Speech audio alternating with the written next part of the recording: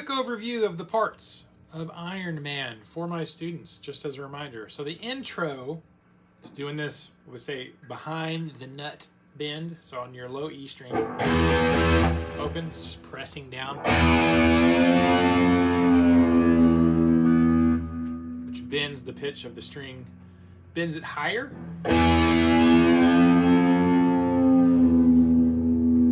That's all it is. Pick the open E string, and press down behind the nut, and you get, there's the intro, sound effect, I guess you would call that. Now, it's really the real main riff, power chords, starting up on the 7th fret.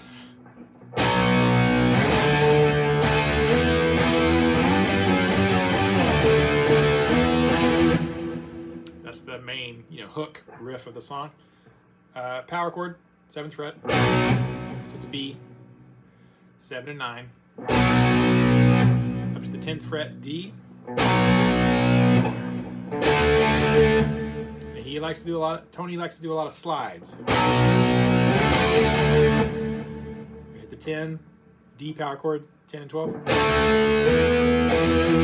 Slide up to the 12th fret. I'm just going to call out the fret numbers that your index first finger is on.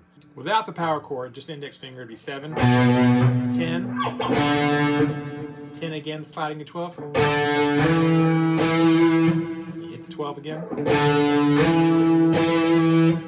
All the way up to the 15th fret, G, sliding down to the 14th fret. Slide down to the 10,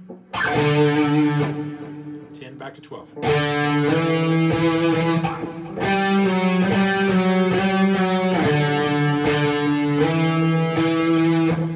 Sometimes he slides into the note and then picks it. Sometimes he's picking them. Very interesting way of playing. Very awesome.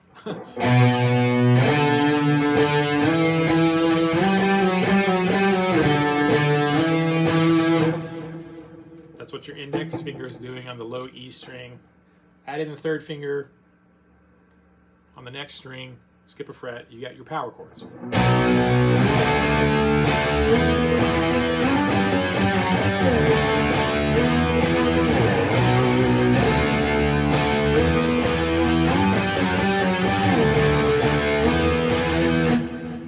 Right, now you'll see a lot of people play it down here on the 5th string, the A string, and the D string. It's the correct notes, but if you watch Tony Iommi from Black Sabbath play it live, he tends to do it all in that part he tends to do on the low E string and the A string.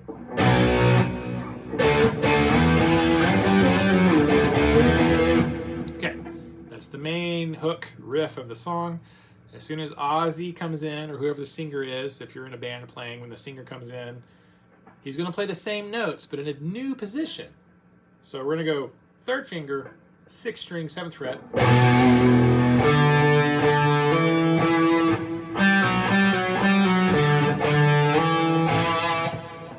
He's playing the same thing, but now with single notes underneath the vocal melody.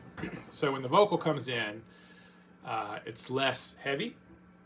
And he's down here in 5th position, so 7th fret on your E string, 5th fret on your A string to the 7. And do a little position shift, hop back, middle finger on the 5th fret, the G on your D string, 4th string. It's back and forth, 5, 4, 5, 4, 5, 4. Comes over and grabs the 5th fret on the A string. Pick it again and slide up to the 7.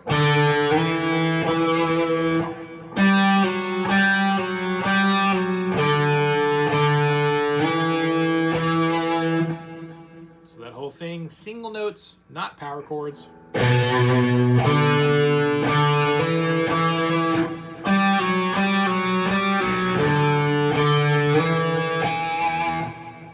So anytime Ozzy or the singer is singing that, he's doing that. After the single note part, it goes back to the main riff with power chords.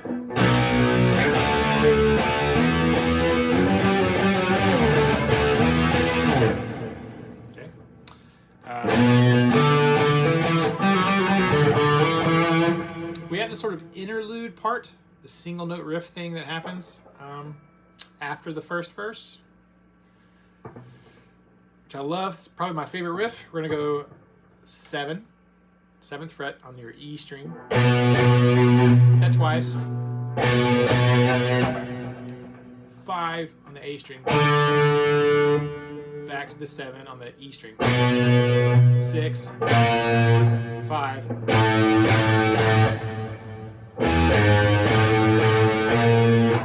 Let me just play it.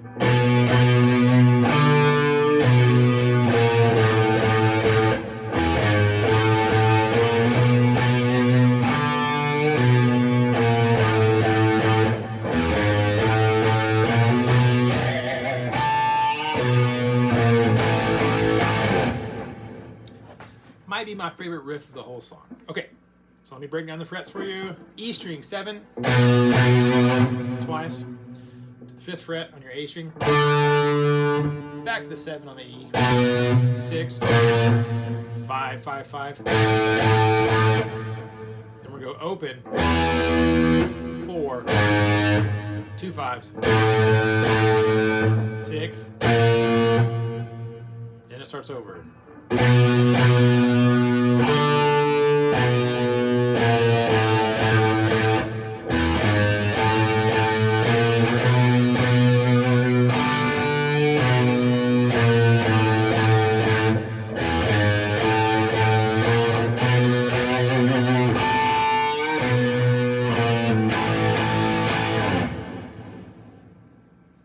And when it ends on at 5, 5, 5. I do it with power chords. And a little slide off of that, that A.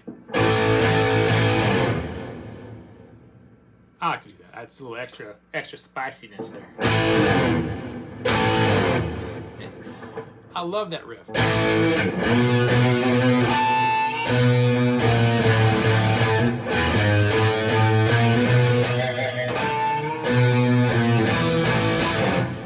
I tend to put the little Zakk Wylde pinch harmonics in there.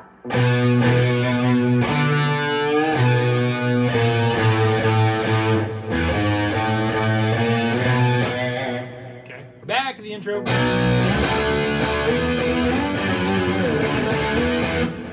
Rinse and repeat.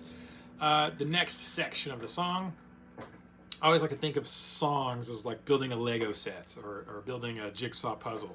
Each little chunk of it. Learn the chunks by themselves, then you just got to put the chunks together and you've got your song. The next part is, I guess, technically what you would call the chorus of the song. It's a big fat E power chord on the 5th string or the A string, 7, 9. Nobody wants him. So it's a big fat E chord. Move it down 2 frets. The D, 5th string, 5th fret, 4th string, 7th fret. So,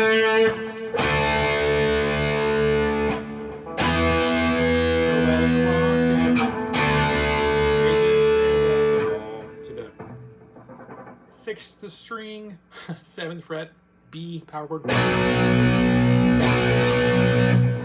So it's really 3 chords on the chorus. We have an E, to a D, to a B, which brings us to another single note riffy bit. So we're going to do 2 of these B power chords, right? And he's going to go 7, 10, string change 7, 7, 10, string change 7, and he's going to repeat that 7 on the A string, 7, 8, 9. And then string change, 4th string, 7, 8, 9.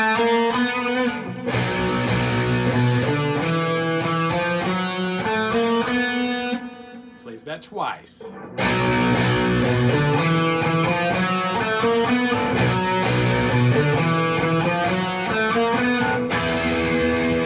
Planning his vengeance, that he will soon unfurl.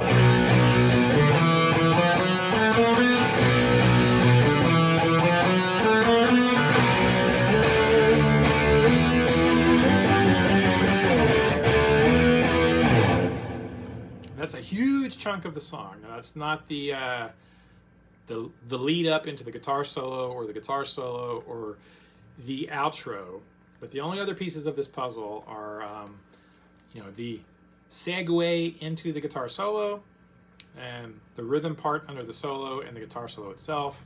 I kind of keep that as the same thing. The rhythm part's pretty easy.